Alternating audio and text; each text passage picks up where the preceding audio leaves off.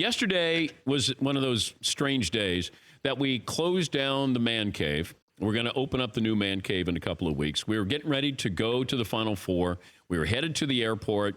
I'm at the airport with McLovin, and all of a sudden, he has his phone with him. He goes, "Oh, no. Oh, no." And I go, "What?" He goes, Like a bad thing? Like a bad thing? Well, I wasn't sure because it surprised him. So he's got his phone. He's going, "Oh, no. Oh, no." And you're like, uh-oh, something happened to Bryce Harper. Yeah. And so I go, "What?" And then he hands me his phone, and I thought that it's the McLovin joke where I'm going to hand you my phone, and it just happens to be Bryce Harper hitting a home run. So I was like, I'm not going to fall for it. And he handed me his phone, and then it said, Dan Patrick Show nominated for a Sports Emmy for Best Studio Show, Daily Studio Show. So, I mean, it was great.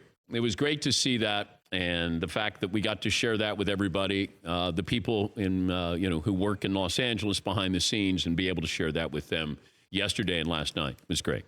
Yes, and the Danettes were already working on their acceptance speech as well. Yes, Paulie. We were on the plane together, Fritzy, Seton, and I, and we were kind of celebrating a little bit right before we took off. But then we were looking at the plane, and we had a plane situation for you. If our plane, God forbid, went down, it was me, Seton, Fritzy, but also on the plane was Tim Legler, former NBA player and analyst for the Mothership, and Andy Katz, very popular college basketball writer and on-air. Right. If we went down, I think we're all lumped together as sports media personalities. I'm shoehorning. I'm going to say Tim Legler first seed? and 50 others perish. Like there wasn't like a...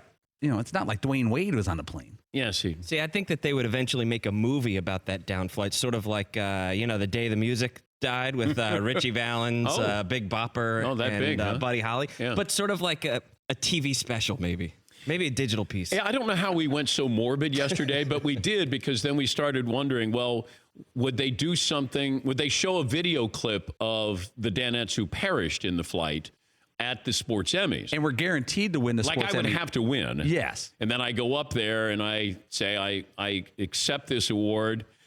I'd break down. I'd be crying. Jim Nance would help me. He'd help me off stage. And it would just be McLovin and I to continue this show.